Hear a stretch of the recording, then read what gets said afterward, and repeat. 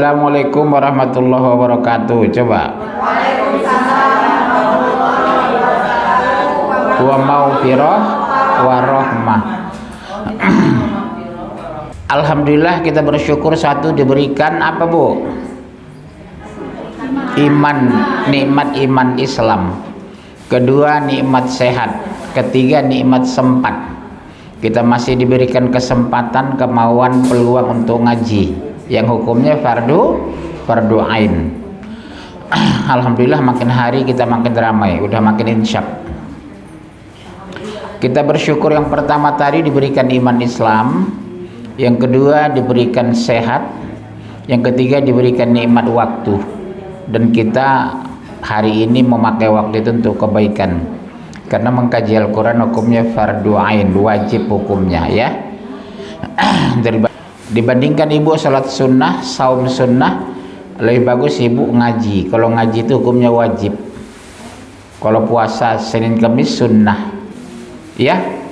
Tapi kalau mengkaji Quran itu hukumnya wajib, Bu. Ibu nggak apa-apa berhenti, nggak usah Senin Kamis, nggak apa-apa kok. Ibu berhenti, nggak usah salat sunnah, nggak apa-apa. Tapi kalau ibu berhenti ngaji, dosa besar, karena mengkaji Quran itu hukumnya wajib, ya.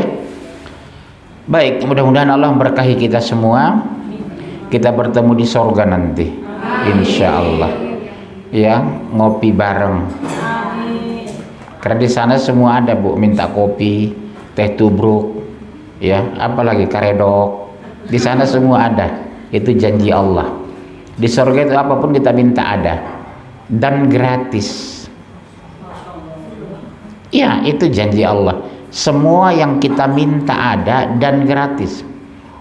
Mie cakalang ada, karedok ada, bubur sumsum ada. Apapun ibu minta. Di dunia kita harus beli, betul? Harus keluar rumah. Betul, punya uang saya, Pak, tapi kan harus keluar rumah. Yang kedua, kita habis makan, buang air. Di sana tidak ada buang air, Bu. Tidak ada di sana tidak ada mencret. Terus ibu setiap hari hubungan seks 100 kali dengan suami di sorga itu. 100 kali kata Rasulullah. Tapi tidak hamil. Subhanallah. Ibu jangan takut, jangan Pak, nanti hamil. Di mana cari bidan? Gak ada di sana bidan. Hebatnya itu, makanya berugilah orang yang tidak masuk surga. Seperti jamaah kita kemarin kan, sekarang sudah di alam kubur dia. Siangnya masih senyum-senyum di sini dia, malamnya sudah dikuburkan, meninggal, jatuh di kamar, di tempat tidur, duduknya di belakang itu. Semua cepat terjadi, bagi Allah itu mudah. Oleh sebab itu, mari kita maksimalkan mengejar amal soleh. Mari kita maksimalkan berbuat baik. Apalagi Bu Ibu, dosa terbesar apa, Bu? Cangkem. Tahu cangkem? Mulut, lisan. Jaga lisan, ya. Dosa terbesar yang paling banyak. Ngomongin orang, ngomongin mertua, ngomongin suami, ngomongin menjelek-jelekin anak. Dosa terbesar dari mulut. Makanya ibu, mulai hari ini, mulai kemarin sebenarnya, berhenti ngomongin orang. Boleh ngomongin orang, tapi kebaikan. Insya Allah. Baik. Tema hari ini, dahsyatnya fitnah akhir zaman, ya Allah. Dahsyatnya fitnah akhir zaman.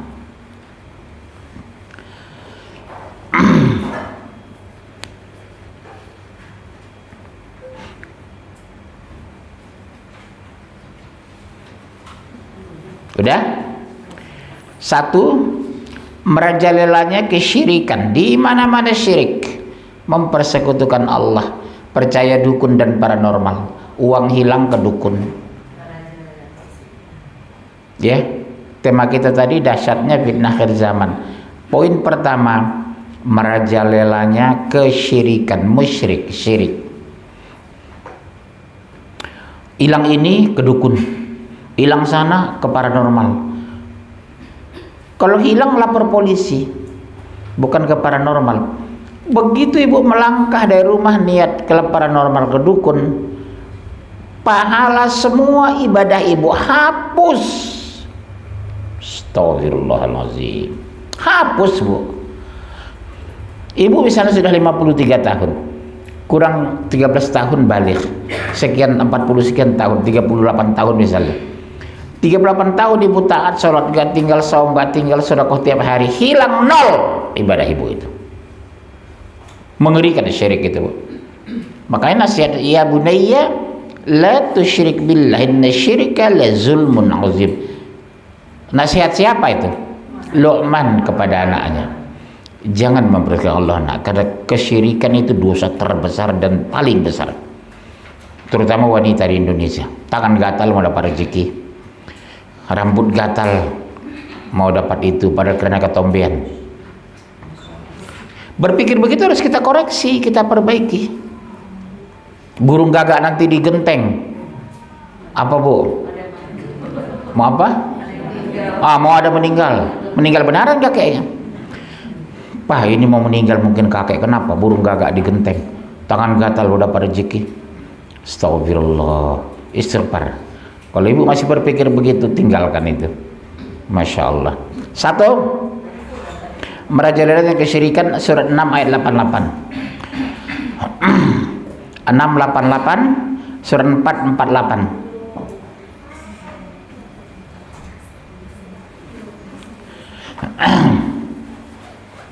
688. Langsung buka ayatnya.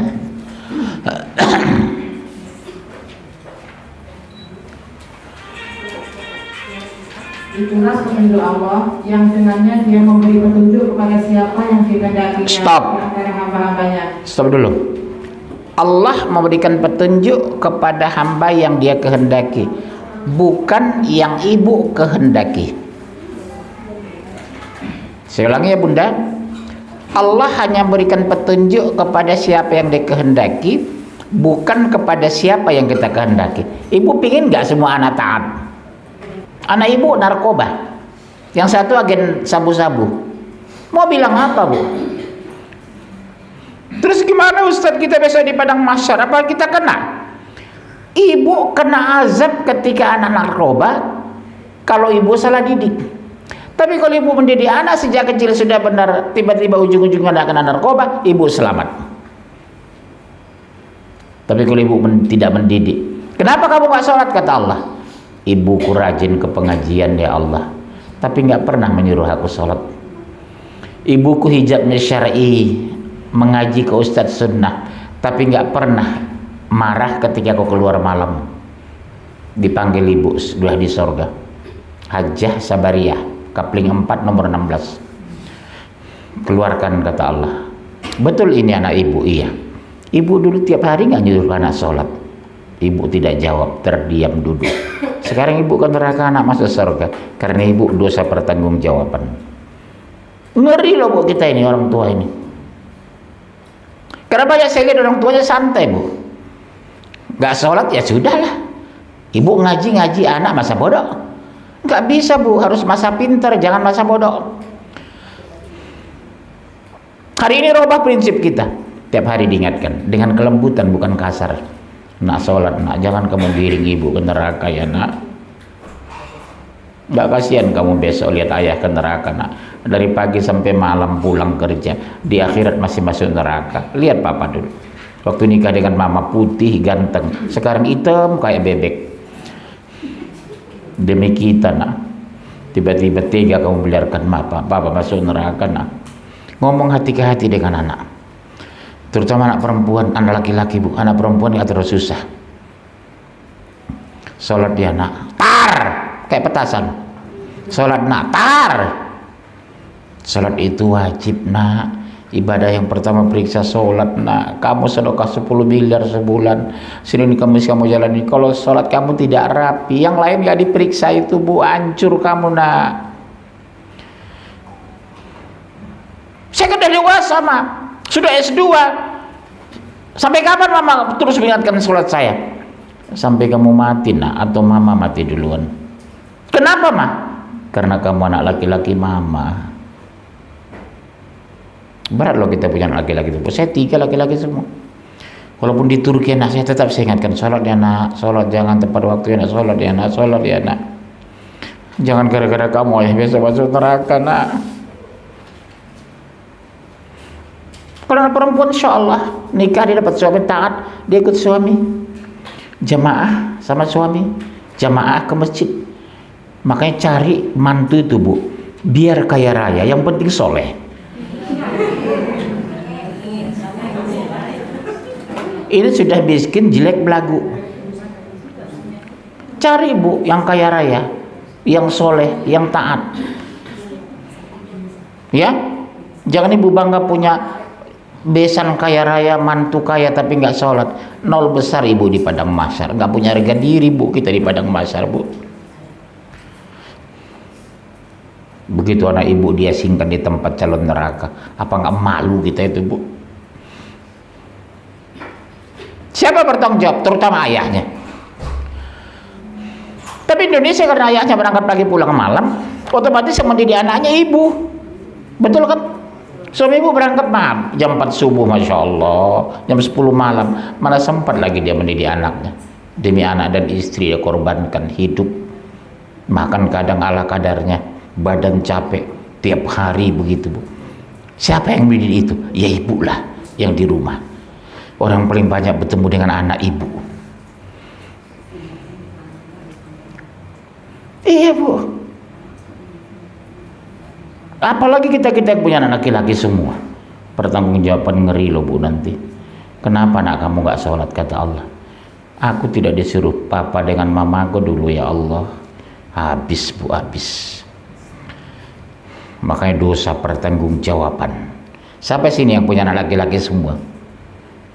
Punya 2 atau 3 tapi semua laki-laki. Yang lain ada. Ibu berapa laki-laki? Laki-laki semua kan? Saya malah 3. Saya dari istri pertama aja 3 laki-laki. Istri kedua belum ada. Jangan terlalu kencang, ada orang ini. Iya bu, terus. Seandainya mereka persekutukan Allah, niscaya lenyaplah dari mereka amalan yang telah mereka. Oh, ini bu jawaban yang tadi kan. Sekali saja ibu mempersekutukan Allah, lenyap semua amal mereka. Bukan kata saya, kalau Allah Ta'ala, lenyap semua amal mereka. Maaf ya bu, ibu-ibu terutama ya, ini syirik lewat mulut, syirik lewat tangan, syirik lewat pola pikir. Contoh, bagus banget ya mobil ibu. Ya wajar lah pak, suami saya kan S2 dari Jerman. Sombong gak itu? Oh rumah ibu besar Masya Allah. Iya pak, suami saya kan alumni ITB, punya perusahaan 16, 11 tutup tinggal 5. Jarang kan ibu-ibu ngomong Masya Allah rumah ibu besar. Titipan semua ini Pak Munzir. Kalau saya meninggal saya dikeluarkan dari rumah ini, tempat saya hanya liang lahat pak. Jarang kan jawaban orang gitu kan bu. Mobil ibu bagus, astagfirullah, saya meninggal di antar ambulan kok, bukan naik mobil itu pak, itu tinggal sama suami saya. Coba hari ini kita berubah ngomong kita, rumah ibu bagus banget, astagfirullah, sekarang waktu hidup aja ini pak, sudah saya sakit saja udah rumah sakit, berangkat naik ambulan, berangkat naik mobil Fortune, pulangnya ambulan, nggak boleh jenazah naik Fortune bu, harus ambulan. Pak itu kan Alphard saya, kata suami ibu. Itu tempat orang hidup pak, istri bapak sudah mayit jenazah, terus naik ambulan. Cuma 2 jam bu, ibu di rumah sakit meninggal, pulangnya nggak boleh lagi naik Alphard, ambulan. Ngeri loh hidup ini bu, perubahan tempat itu. Mobil sendiri. Disitulah pola pikir kita perbaiki, kita rekayasa. Astagfirullah, enggak pada harganya harta itu ya, ketika ruh sudah keluar dari tubuh. Betul ya bu? Enggak ada harganya bu. Jadi kesombongan itu akan hilang ketika kita banyak mengingat mati. Kalau ibu udah mulai sombong punya bil mewah, mulai sombong di tetangga karena rumah ibu paling mewah, cepatlah ingat mati. Astagfirullah. Baik buruk besar kecil rumah, semua meninggalkan rumah, semua kami ke kuburan. Rumahnya besar meninggal dikubur, rumahnya kecil meninggal dikubur, suaminya ganteng meninggal dikubur, suaminya jelek meninggal dikubur. Gak ada alasan untuk sombong, gak ada alasan untuk pamer. Udah saya katakan jemaah kita meninggal di sini, nggak sakit. Di sini masih senyum-senyum, ketawa-ketawa dia. Jam 8 malam udah di kuburan dia, di liang lahat. Mau bilang apa, Bu? Jam 12 masih senyum-senyum di sini. Jam 8 malam udah liang lahat dia. Ini buktinya jamaah. Mungkin ibu nyusul. Kalau saya masih lama insya Allah. Masya Allah. Terus surat 448.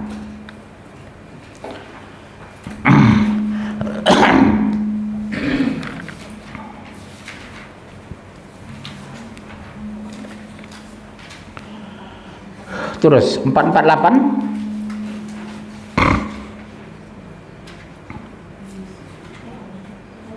Sesungguhnya Allah tidak akan mengampuni dosa syirik, dan Dia mengampuni segala dosa yang selain dari syirik itu bagi siapa yang mengendakinya. Barang siapa yang mempersekutukan Allah, maka sungguh ia telah berbuat dosa yang besar. Allah tidak mengampuni dosa syirik kecuali di luar itu, kata Allah. Sudah menyangkut ketuhanan, udah menyangkut pribadi Allah itu, syirik itu. Beda ibu kalau meninggalkan syariah. Doa secara syariah apa? Ibu tidak puasa, tidak zakat, tidak berhijab, minta ampun ibu, istighfar. Ampuni hamba ya Allah, baru 3 tahun terakhir ini hamba berhijab ya Allah. Insya Allah mungkin antara ibu ada yang baru berhijab ini. Siapa yang 3 tahun terakhir baru berhijab? Angkat tangan kalau boleh jujur. Yang baru lah, yang baru insyaf. Siapa, Bu? Yang 1 tahun terakhir baru berhijab. Halo? Yang berhijab sejak kecil?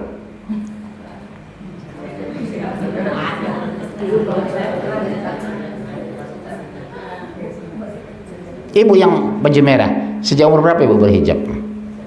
Bukan kerudung ya, maaf, bukan kerudung. Dari anak saya kelas 4 SD. Coba lihat, anak kelas 4 baru berhijab. Selamanya kan nggak akan, Bu. Kan dunia begitu. Padahal hijab itu sejak baligh kan. Ibu umur berapa berhijab?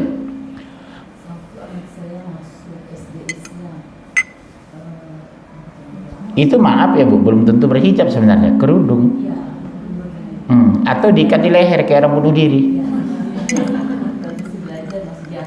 Iya, jarang hijab syar'i dulu kan. Kok nggak itu di leher, diikat di leher, itu kerudung. Naik turun kayak dolar gitu. Zaman ibu saya kan nggak ada jilbab, Bu. Kerudung. Naik, diturunkan, turun, dinaikkan, turun, dinaikkan. Karena digantung doang di kepala. Tahu ibu kira-kira tahun berapa mulai hijab itu dikenal? 90-an ketika saya kuliah. Disitulah mulai satu-satu. Dosen saya satu berhijab waktu itu perempuan. Aneh di mata kita itu. 90-an Bu, waktu saya kuliah. Jadi, aneh ya Bu ini. Kok berhijab ya? Padahal bukan guru agama gitu. Aneh Bu, dia orang Padang. Melihat orang berhijab aneh sekali tahun 90-an itu Bu. Kok aneh ya, nutup kepala semua gini, kayak mak-mak gitu. Sekarang malah aneh kalau nggak berhijab. Kayak di Medan itu Bu, kayak pesta desa itu. Kalau nggak berhijab itu tamu, hampir pastikan Kristen itu. Iya. Kalau tamu saya itu nggak berhijab waktu di Medan, hampir dipastikan itu Kristen. Apa Bu? Kok rusuh begitu? Kayak nerima honor aja. Luar biasa loh. Sekarang Masya Allah, ibu asal keluar rumah pakai hijab, beli sayur pakai hijab. Kalau dulu no way. Ya. Terus udah. Yang kedua, banyaknya kesesatan di muka bumi. Senang banget orang yang sesat itu, syirik. Surat 5:41. Banyaknya kesesatan di muka bumi. Coba sekarang ini aliran sesat. Padepokan wajib patuh taat kepada gurunya. Bu, ibu wajib ini ya, ibu wajib ini. Akhirnya ibu-ibu jamaahnya 40 orang semua diperistrikannya. Iya, karena kewajiban taat sama pemimpin, sama guru. Terjadi sering di Jawa itu. 20 jamaahnya wanita, 20 itu dinikahinya.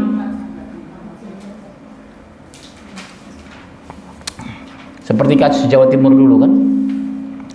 Berapa puluh wanita jamaahnya. Mereka bangga bu nikah dengan gurunya. 20 orang semua dinikahi. Belakangan suaminya curiga. Kok dengan laki-laki gurunya bebas bablas? Dia bilang, dia kan sudah suami kami. Kaget suami-suami mereka. Lah, kok istri kita bukan sekadar ngaji, tapi sudah diperistri sama gurunya. Kan geger dulu itu tahun 90-an. Rupanya sudah diperistri sama gurunya. Karena wajib taat. Itulah kalau tidak punya ilmu. Ya, buka surat 541. Udah ketemu?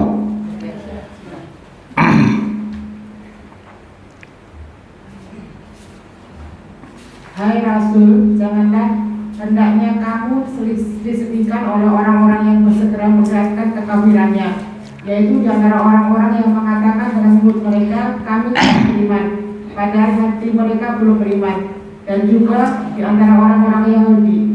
Orang-orang Yahudi itu amat suka mendengar berita-berita bohong dan amat suka mendengar perkataan-perkataan yang belum pernah datang kepadamu.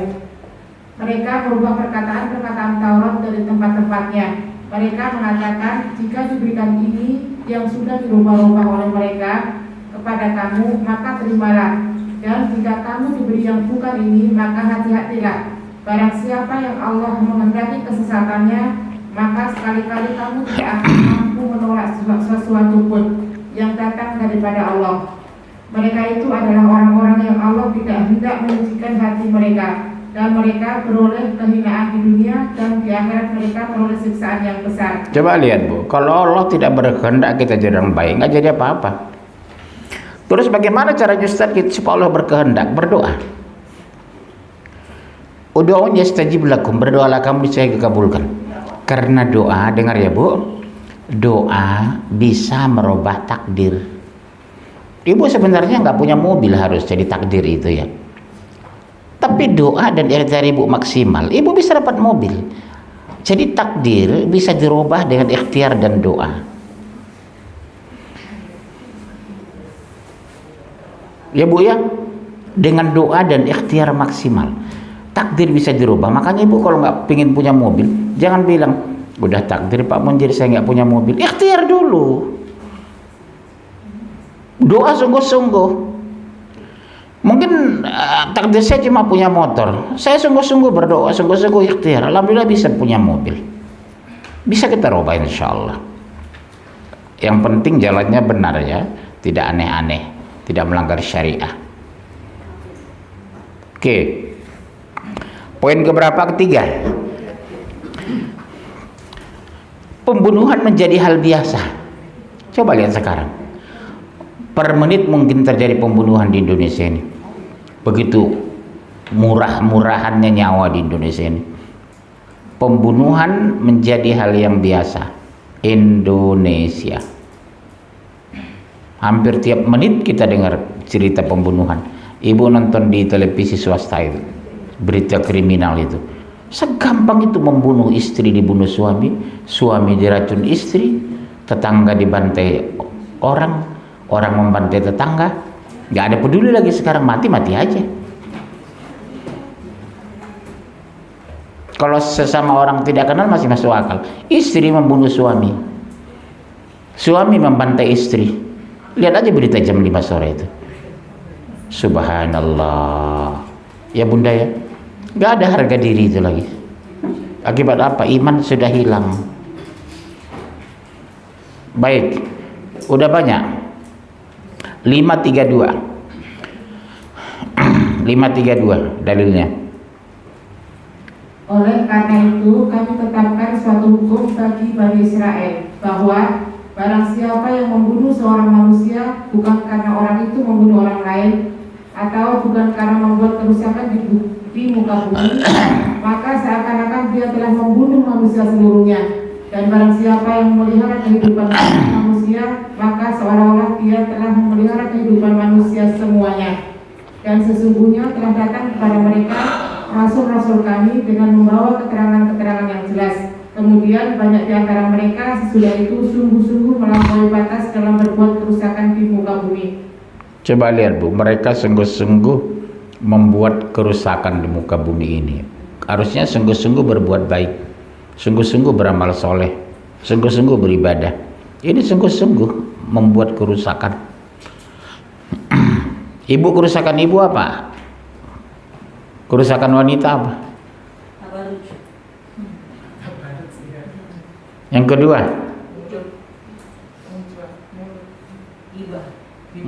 iya, ngomongin orang.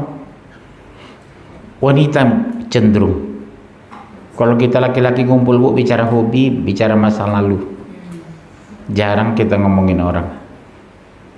Kalau wanita enggak, lihat ibu itu, udah kulit hitam, pakai jilbab hitam, enggak kelihatan ya Bu. Terus kalau nunggu putih, kapan dia pakai hijab hitam? Operasi dulu. Warna hijab orang masa sih? Udah kulit hitam, hijabnya merah. Dia omongin terus, ada aja kelemahannya. Karena setan itu senang Bu. Siapa yang paling banyak masuk neraka? Wanita dan orang kaya. Orang kaya karena pelit, wanita karena mulut. PL. Karena mulut wanita. Orang kaya karena pelit, tak mau bersedekah. Ibu-ibu hati-hati yang orang kaya ya Bu. Di sini ada orang kaya, kayak monyet ada. Ya, sedekah. Baik, udah baca ayatnya tadi kan? Poin keempat, susahnya mencari keadilan zaman modern ini. Susah mencari keadilan, yang ada kezoliman. Susahnya mencari keadilan. Ya Allah, jangankan dengan orang lain, suami aja belum tentu adil sama ibu. Tiap hari ngirim uang belanja sama ibunya, istrinya sendiri belum tentu dikasih. Ada nggak seperti itu? Gajinya separuh untuk ibunya, untuk adiknya di kampung, kepergok sama ibu rekening. Astagfirullah, separuh gajinya untuk adik iparku. Bukan aku iri ya Allah, tapi kalau ibu mereka masih banyak yang nanggung. Tapi kalau anak istri, hanya suamiku bertanggung jawab. Tapi justru separuh gajinya untuk adiknya dan ibunya. Iya, ibu sah-sah saja komplain loh Bu, kalau suami ibu bersedekah berlebihan. Karena yang menjadi kewajiban suami dua, istri dan anak dulu. Kalau ibu kandungnya, bagi-bagi saudaranya. Kalau adiknya bisa nggak dibantu, nggak apa-apa. Tapi kalau anak istrinya nggak bisa Bu, kewajiban saya. Ibu boleh komplain sama suami yang begitu itu. Pak, bukan saya iri Pak.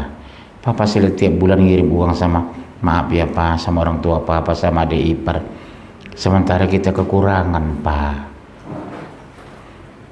Bolehlah berbagi Pak sekali-sekali. Tapi kalau tiap bulan begini, lihat anak kita Pak, hampir nggak pernah makan ikan. Tiap hari rebus sayur asem, asam wajah anaknya itu. Tegur aja Bu suami seperti itu. Kalau ada suami Bu begitu, kewajiban Papa, saya istri dengan anak kandung, bukan adik, bukan ipar. Ada suami Bu yang begitu kelakuannya, tiap bulan ngirimin uang? Ada, saya yakin ada ini. Wajah ibu wajah bermasalah ini. Tegur Bu, tapi ngomong baik-baik. Suami gampang tersinggung. Maaf ya Pak, bukan saya sengaja. Kemarin saya bongkar lemari, mau cari baju Papa yang udah lama nggak dipakai. Kepergok saya rekening papa tiap bulan ke kampung. Sementara kita kekurangan terus, Pak. Ini Pak saya kumpulin. Jangan tersinggung ya, Pak. Ngomong aja, Bu. Papa yang keluar dari rumah ini atau saya yang keluar gitu. Ibu ngomong gitu, pegang dulu buku depositonya. Ibu kadang korban ini, korban suami. Makanya ibu ngaji, di rumah stres. Lihat suami kan. Kenapa ibu nggak bawa suami pengajian? Bawa aja bu, nggak apa-apa. Malam Ahad itu. Siapa yang malam Ahad hadir di sini? Malam Ahad. Bawa suami. Hadir bu, bawa suami. Ya udah kok nggak ada suami tetangga gitu. Kalau dia ada ibu kan nggak apa-apa, suami tetangga. Malam Ahad bu, di sini pengajian loh bu, habis Isya, suami istri anak. Jadi supaya suami ibu ikut pengajian, ya bisa nggak? Malam Ahad habis Isya, setiap malam Ahad di sini pengajian, suami istri anak. Bawa aja bu. Janjian ibu yang punya mobil dari Jakarta. Siapa punya mobil bu? Berangkat dia 8 orang muat satu mobil. Kemari bu. Dan makan malam saya siapkan loh. Gak usah makan dari rumah. Insya Allah. Pakai labu siam. Ya.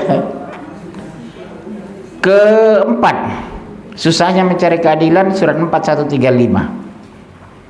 Surat 5 ayat 8. Susahnya mencari keadilan ya Allah. 4135 surat 5 ayat 8. Ya, langsung. Orang yang beriman, jadilah kamu orang yang benar-benar penegak keadilan, bersaksi karena Allah, biarpun terhadap dirimu sendiri. Lihat, jadi saksi karena Allah, meskipun untuk diri sendiri.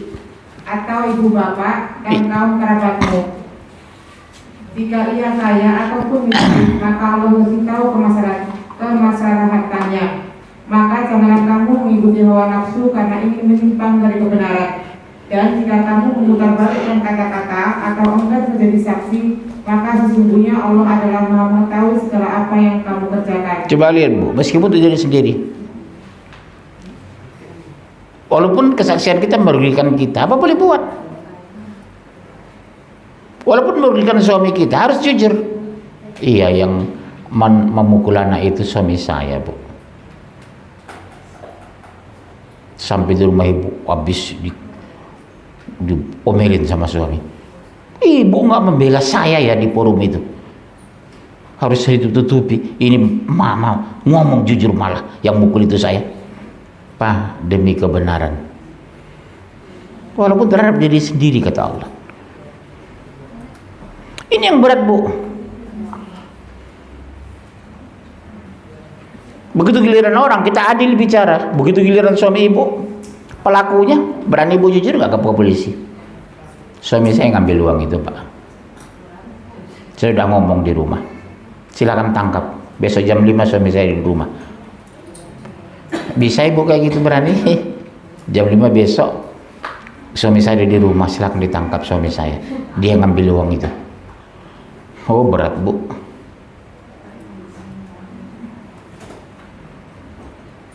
Berat. Tapi harus jujur. Berikutnya surat 5 ayat 8. Hai orang-orang yang beriman, hendaklah kamu jadi orang-orang yang selalu menegakkan kebenaran karena Allah, menjadi saksi dengan adil. Dan janganlah sekali-kali kebencianmu terhadap sesuatu kaum mendorong kamu untuk tidak berlaku adil. Berlaku adillah karena adil itu lebih dekat kepada takwa, dan bertakwalah kepada Allah, sesungguhnya Allah Maha mengetahui apa yang kamu kerjakan. Ulangi dari atas, potong-sepotong. Hai orang-orang yang beriman, hendaklah kamu jadi orang-orang yang selalu menegakkan kebenaran karena Allah. Stop. Kewajiban menegakkan kebenaran karena Allah, bukan karena di bawah ancaman. Terus, ayo. Menjadi saksi dengan adil. Iya, saksi. Walaupun itu suami ibu, walaupun anak kandung, walaupun ayah kandung. Iya, saya melihat ayah saya ngambil uang itu. Kurang ajar kamu, kata ayah di rumah. Di forum kamu permalukan ayah. Apa boleh buat ya ayah? Saya harus jujur ya. Harus adil. Terus? Dan janganlah sekali-kali kebencianmu terhadap suatu kaum mendorong kamu untuk berlaku tidak adil. Iya, ibu nggak suka sama orang Batak. Saya yang dimusuhi. Apa salah saya? Pak Mujib itu orang Batak. Kenapa rupanya kalau Batak? Berlaku adillah, karena adil itu lebih dekat dengan takwa. Masya Allah. Dan bertakwalah kepada Allah, sesungguhnya Allah Maha mengetahui apa yang kamu kerjakan. Ibu bisa berbohong sama tetangga, ibu basa-basi sama suami, tapi depan Allah. Begitu catatan amal, udah bangga ibu, dibawa malaikat, dicontoh, dikasih sama Allah. Begitu dicek Allah, yang ikhlas cuma 20%, 80% basa-basi. Makanya hindari ibadah basa-basi. Bersedekah basa-basi, nawarin makan orang basa-basi. Monggo Pak, mangan rien, mangan rien. Begitu kita bilang iya mangan, nggak ada nasinya. Mangan rien Pak, monggo katanya. Kau tahu ibu, pernah pelakunya mungkin. Begitu iya Pak, saya udah lapar. Kelabakan dia bu, rupanya basa-basi, nasi nggak ada. Kan kebiasaan orang Indonesia, kecuali saya. Saya kalau nggak ada nasi, jujur, Pak mohon maaf saya makan sendiri ya, nasinya pas-pasan. Saya ngomong gitu bu. Sedang makan saya datang tamu, saya jujur, Pak saya lagi makan siang. Tapi kalau saya ajak bapak, nasinya nggak cukup, boleh nggak saya makan dulu? Jujur aja bu. Daripada monggo Pak makan saya ya makan ya makan ya. Begitu duduk dia nggak ada nasi. Mangan opo sampean? Iya bu. Buang sifat basa-basi karena itu nggak dapat pahala. Nggak dapat pahala bu basa-basi itu. Iya, ada apa? Apa adanya, bukan ada apa. Saya gitu tanya istri saya, Pak mau saya ajak makan bapak, nasi saya pas-pasan, saya makan dulu ya. Bapak duduk aja situ. Ya daripada saya ngajak nggak ada nasi, bikin aja teh manis, bikin karedok. Ya. Ibu buang basa-basi itu kalau ibu masuk surga. Takutnya bu begitu yang saya takutkan, nauzubillah. Ibu bangga punya catatan amal. Begitu sampai di tangan Allah, astagfirullah, cuma 27% yang ikhlas. 63% basa-basi. Neraka lah ibu. Iya neraka. Karena ibadahnya tidak sebanyak amal solehnya tidak sebanyak yang dibutuhkan. Ibu robah ya basa-basi itu ya. Kalau ada tamu, betul-betul ibu mau masak. Pak, makan Pak, saya sudah masak. Jangan bilang, monggo Pak, daharin. Monggo Pak, daharin. Dahar apaan? Ibu tahu daharin. Makan dulu. Saking Jawi, sopo saking Jawi. Di Jawa sering gitu, Bu. Daharin Pak, daharin. Monggo daharin. Lo nggak ada nasi kok. Ya? Basa-basi. Akhirnya basi ibadah itu. Karena basah. Ya? Terus. Poin kelima. Banyak menantang Allah. Astagfirullah. Catat dulu bu. Ada 3 ayat ini, 3 surah. Surat 20, 123. Surat 20, 124. Surat 17 ayat 72. Mulai surat 20 ayat 124. Surat 20 123, surat 17 ayat 72. Banyak menantang Allah. Hati-hati. 20 124 langsung. Terserahlah 123 Allah berfirman, turunlah kalian keluar dari surga bersama-sama, sebagian kamu menjadi musuh sebagian yang lain. Maka jika datang kepadamu petunjuk kepadaku, lalu barang siapa yang mengikut petunjukku, ia akan sesat dan tidak akan celaka. Dan barang siapa yang berpaling dari peringatanku, maka sesungguhnya baginya penghidupan yang sempit, dan kami akan menghimpunkannya pada hari kiamat dalam keadaan buta. Ibu jangan kaget bu, jangan, auzubillah ya, bukan ibu ya, jangan kaget nanti banyak bangkit dari kubur kondisi buta. Kaget ya bu, loh saya di dunia kan gak buta ya Allah, kalau dibangkitkan dalam kubur, dari kubur ini kok bisa buta? Kita semua nauzubillah bu, telanjang loh ini nanti. Kata Rasulullah, semua dibangkitkan telanjang bulat, tidak berterompah, panas matahari seperti sejengkal dari kepala, semua tidak berbusana. Bunda Aisyah bertanya, ya Rasulullah, apa nggak malu kita lihat aurat orang lain? Boro-boro melihat aurat orang lain, semua tertunduk malu menghadap Allah. Telanjang bulat bu, semua ketakutan, satu-satu diadili. Nanti misalnya kelakuan ibu buruk di dunia, bisa kita tonton semua nanti. Jadi kita ngaji ini ditonton anak cucu kita nanti di padang mahsyar bu. Ibu pengajiannya yang ngantuk, kelihatan nanti padang mahsyar. Kelihatan semua rekaman. Apa kata cucu ibu? Masya Allah, nenekku selama dunia ya, ternyata banyakan ngaji ya, Masya Allah, bangga cucu kita. Dilihatin besok ini, rekaman lengkap. Berapa puluh kali bu ngaji rumah saya ini, besok kelihatan rekaman kita. Kita tonton sama-sama bu besok ini. Kayak drama ini, drama kehidupan. Mulai kapan bu itu? Sejak kita balik sampai ruh keluar dari tubuh.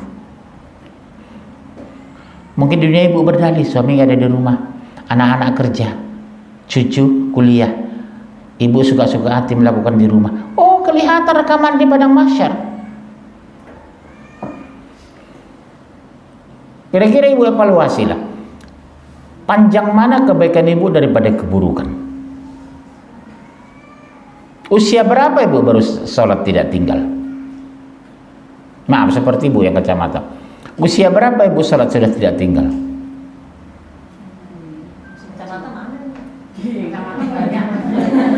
Kacamata ini. Usia berapa kira-kira? Kan ibu kita evaluasi. Astagfirullah, usia 47 aku baru sholat rapi ya Allah gitu. Ibu di usia berapa mulai rapi sholat itu? Musuh-musuhnya sih udah tua aja. Udah tua. Udah tua tuh ya. Kalau dulu kan karena orang tua kurang. Iya, kurang agamanya, kurang ini ya. Jadi belajar sendiri, cari sendiri. Ya itu memang. Dan antara orang tua kita kan memang bicara, ada yang nggak sholat kan bu? Kedua, sholat tapi bacaannya nggak jelas. Ketiga, dia bukan berjilbab, berkerudung yang ditempel di kepala, turun naik kayak dolar begitu. Dulu kan bukan hijab kan, kerudung.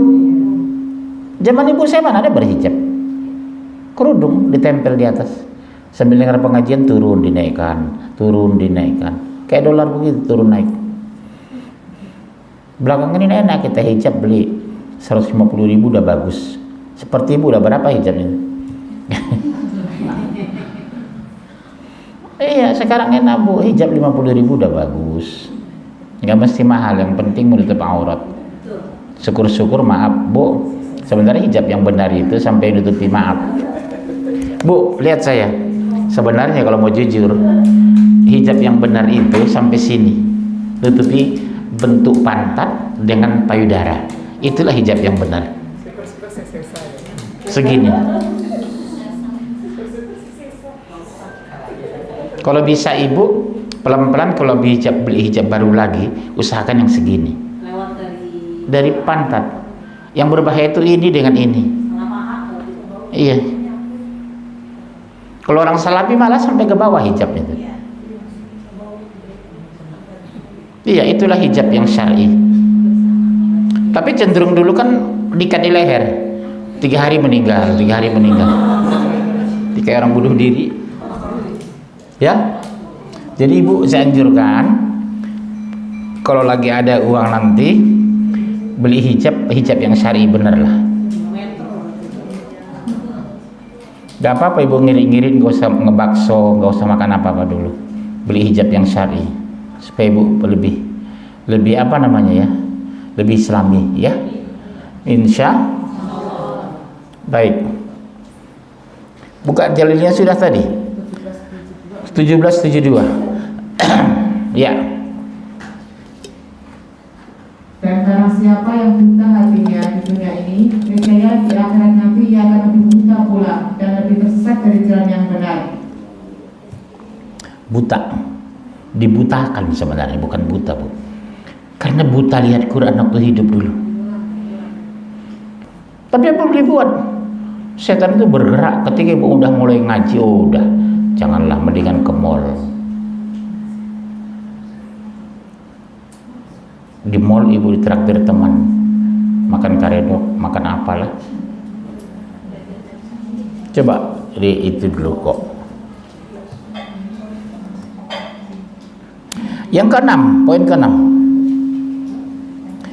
maraknya homoseks dan lesbi, nauzubillah. Sekarang di kampus-kampus, Bu, berkembang sekali homo dengan lesbi ini.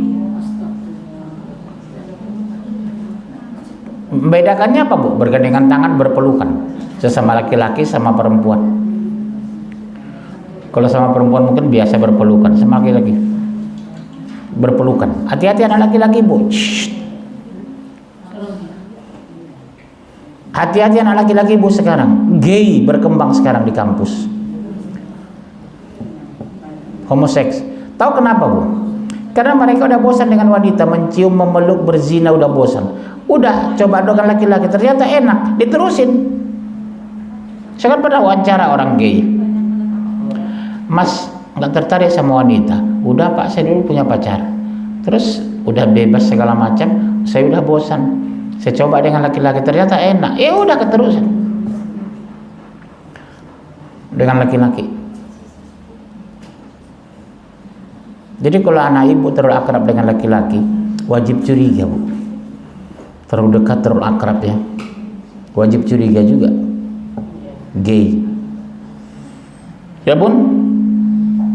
Baik. 78182 dalilnya. Kok begini terus ya?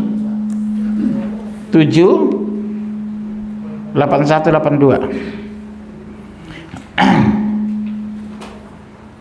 Sesungguhnya kamu mendatangkan lelaki untuk melepaskan nafsumu kepada mereka, bukan kepada wanita.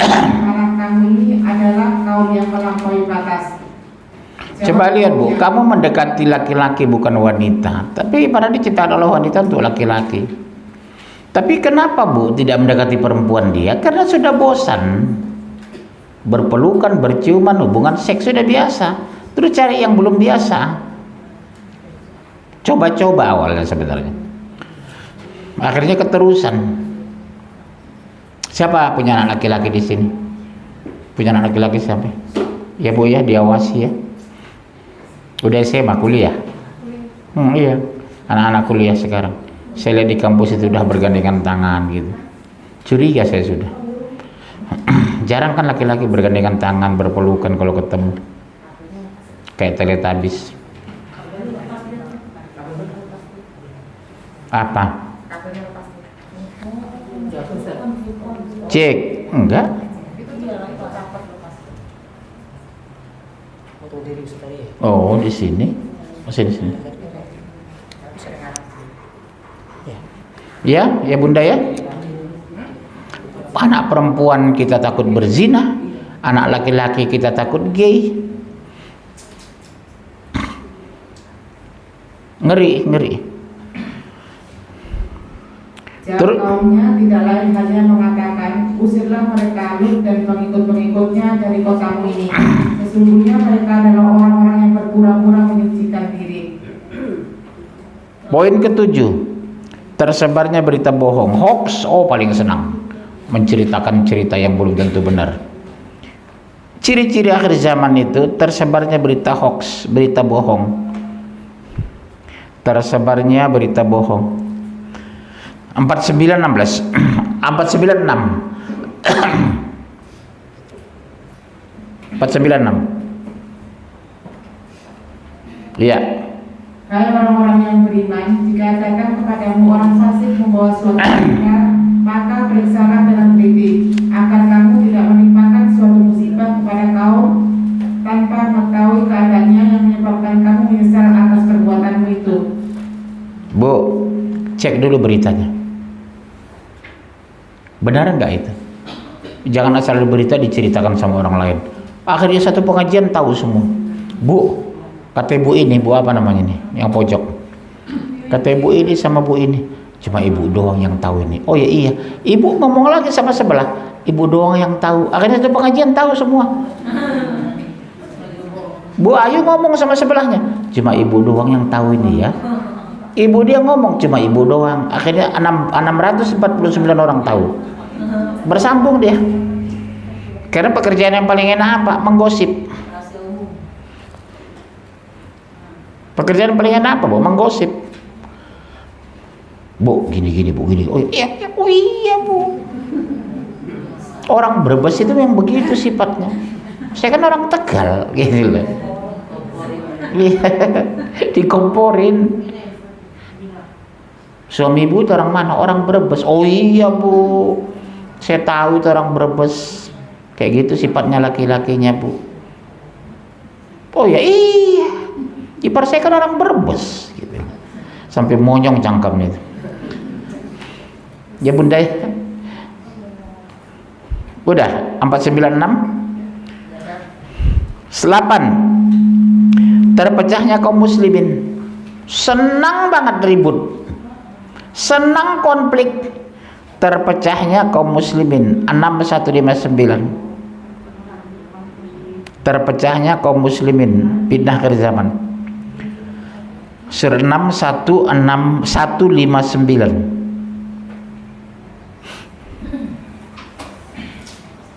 Sesungguhnya orang-orang yang menggunakan agamanya dan mereka terpecah menjadi beberapa golongan, tidak ada sedikit pun yang menjawabmu terhadap mereka. Sesungguhnya urusan mereka telah terserah kepada Allah. Kemudian Allah akan memberitahukan kepada mereka apa yang telah mereka perbuat. Akan minta pertanggungjawaban. Dikit-dikit mengadu domba, dikit-dikit ngomongin orang. Poin ke terakhir 9, saling mengadu domba antar umat. Hobi banget ngadu domba. 68, 10 dan 11. Saling mengadu domba antar umat, itu fitnah akhir zaman. Antar Batak dengan Jawa, Jawa dengan Sunda, Sunda dengan Betawi. Diadu suku itu. 68 ayat 10 dan 11.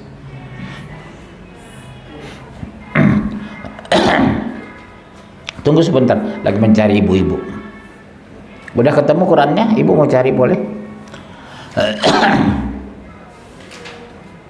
Dan janganlah kamu ikuti setiap orang yang banyak bersumpah tapi hina, yang banyak mencela, yang kemari menghambur-hamburkan fitnah. Ya, 11. Siapa itu, Bu? Cenderung wanita. Cenderung mencela, mengadu domba, membongkar aib orang, menceritakan keburukan orang. Hobi banget. Terutama saya dengar kadang di tukang sayur. Sambil beli sayur, ibu nawar sayur. Ibu tahu nggak, Bu, itu yang baru pindah ya? Itu tahu nggak, Bu, siapa? Gini. Gitu. Coba ibu di tukang sayur itu ngomong agama. Bu, nanti malam ada pengajian, lu Bu hadir ya. Nanti ikut mobil saya aja. Kosong kok mobil saya gitu. Kayak pengajian gini kan. Ikut mobil saya aja, Bu. 30 orang lagi muat ini, Bu. Bulan depan saya buktikan ibu bekerja nggak ngajak orang.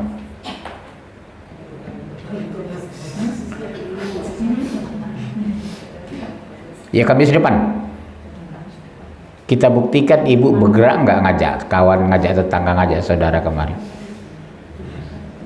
Bilang makan siang kita makan sama-sama, Bu. Ibu jangan takut gitu. Ya. Oke, itu 9 poin dasarnya fitnah akhir zaman. Mudah-mudahan kita terlindung. Saya buka session tanya jawab. Ya. Kasih mic. Nama, status.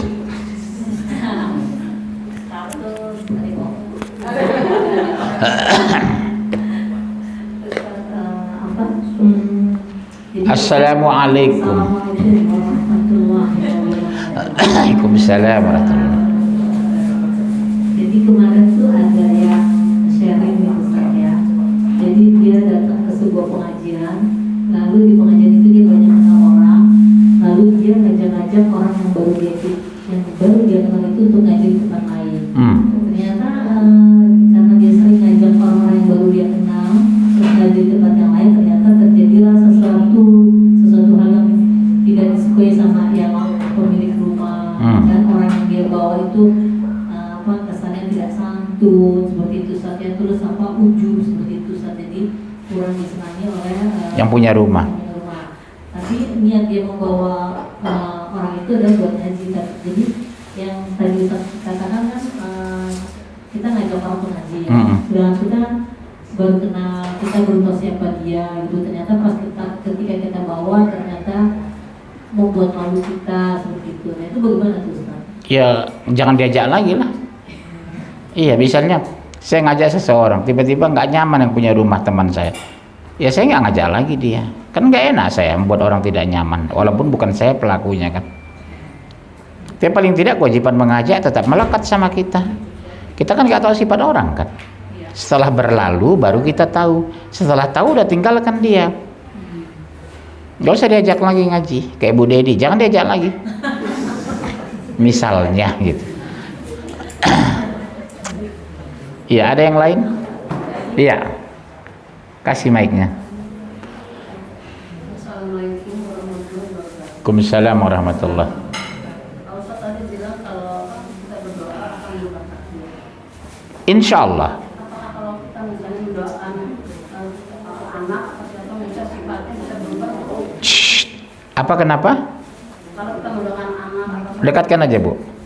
kita mendoakan anak atau saudara, apakah setiap hari kita berdoa akan berubah sifat? Bisa insyaallah. Bagi Allah mudah. Tugas kita berdoa dan ikhtiar. Soal dia berubah atau tidak, kita udah dapat pahala, Bu. Kan sering saya ulang.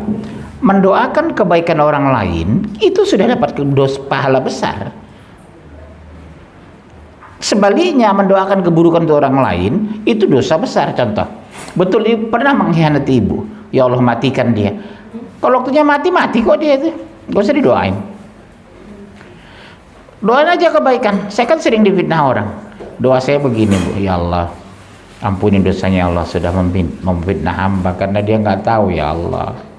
Saya dapat pahala 2. Pertama pahala sabar, kedua pahala difitnah, 3 dapat pahala mendoakan dia. Saya sering difitnah orang, Bu.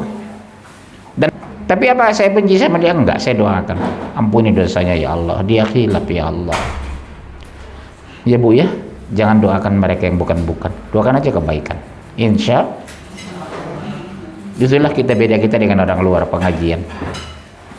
Jangan pernah merasa punya musuh walaupun orang musuhi kita. Jangan pernah kita membenci orang walaupun orang banyak benci sama kita. Menyapa orang bagus, Bu, dengan tetangga. Kita tahu kok dia nggak suka sama kita, tapi tetap kita menyapa. Assalamualaikum Bunda, sehat ya Bun, sehat. Di belakang orang bilang, alah ngapain sok-sok ramah gitu. Padahal kita ikhlas kok menyapa dia. Ya Bu, ada gitu kan? Alah belagu banget. Kita bukan belagu, Bu, nyanyi. Ya ada lagi. Ya, kasih mic sama ibu belakang.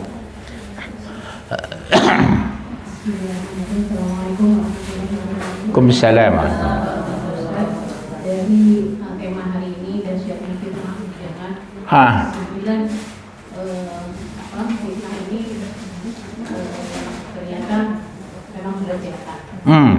Apakah ini merupakan tanda-tanda memang akhir zaman? Saya jawab dulu, iya, memang tanda akhir zaman sudah datang. Cuma pengertian akhir zaman 2 dekat itu bukan 100-200 tahun, bisa 1000 tahun lagi. Jadi pengertian dekat di sini dalam kacamata Allah, bukan kacamata kita. Kalau kacamata kita mungkin 2000 tahun lagi, mungkin 3000 tahun lagi, wallahu a'lam. Tapi dalam pandangan Allah 2000 tahun itu cepat. Sama dengan ibu di sorga. Ibu nanti masuk sorga, menurut ibu udah 3000 tahun. Dalam pandangan Allah itu baru 1 hari. Jadi beda perspektifnya ya Bu. Jadi kita kapan tahu tanda Allah? Ya? Jadi kapan terjadinya akhir hayat kiamat? Hanya Allah.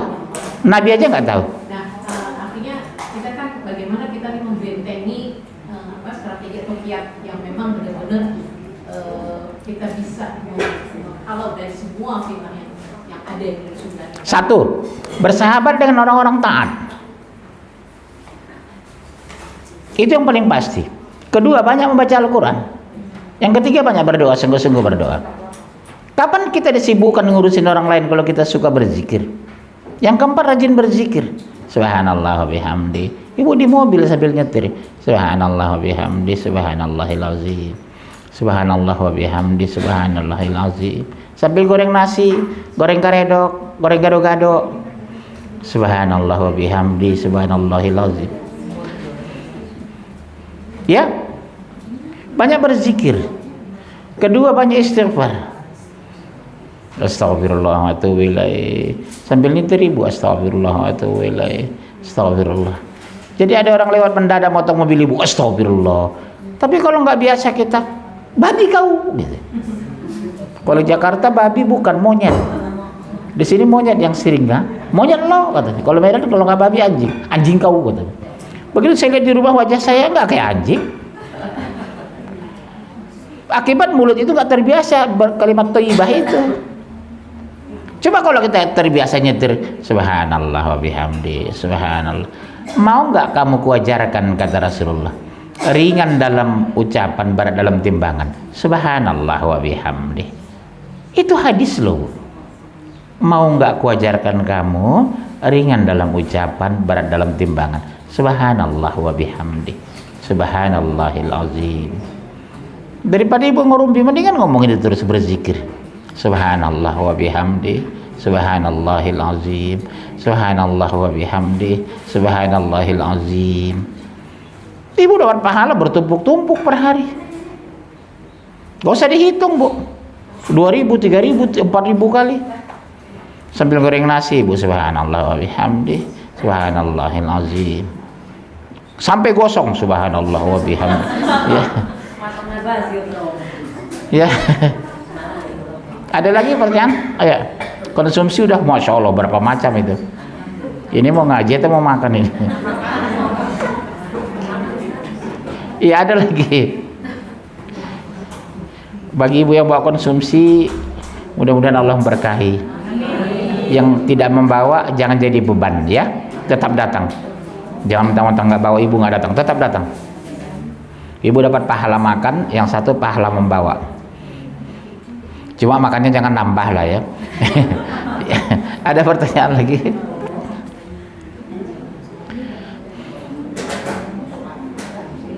Oh iya, ini ada doa untuk Bu, sungguh-sungguh kita berdoa ya. Ibu Junaida bin Muhammad Arif.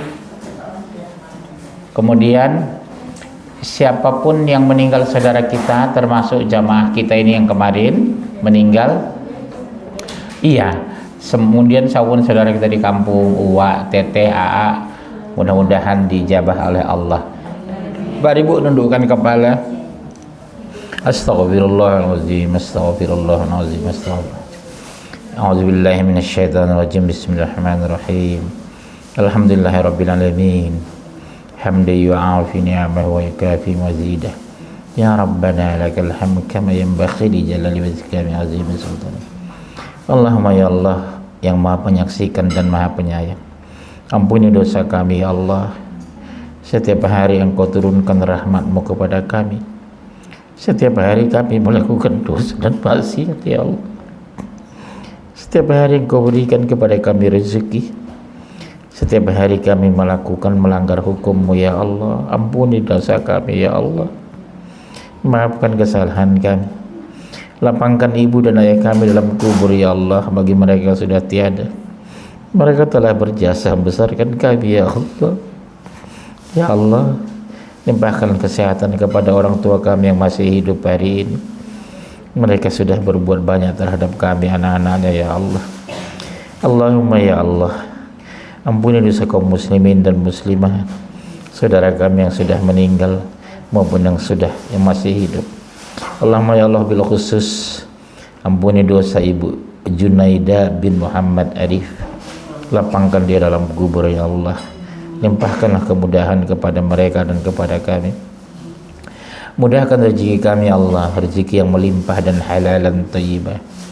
Tundukkanlah hati kami ya Allah, lembutkan hati kami ya Allah untuk selalu tunduk dan patuh kepadamu ya Allah.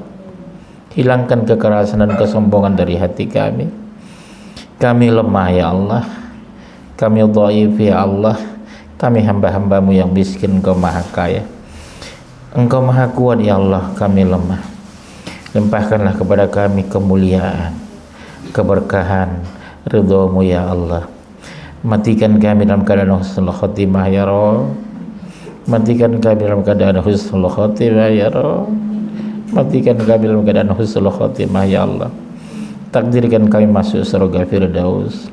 Rabbana zalamna anfusana wa illam taghfir lana wa tarhamna lanakunanna minal khasirin. Berkahilah pengajian kami ya Allah, selalu tunduk dan patuh kepadamu ya Allah. Rabbana atina fid dunya hasanah wa fil akhirati hasanah wa qina azabannar. Subhana rabbika rabbil izzati amma yasifun wa salamun alal mursalin walhamdulillahi rabbil alamin. Al-Fatihah. Iyyaka na'budu siratal ladzina. Alhamdulillahi rabbil alamin. Assalamualaikum warahmatullahi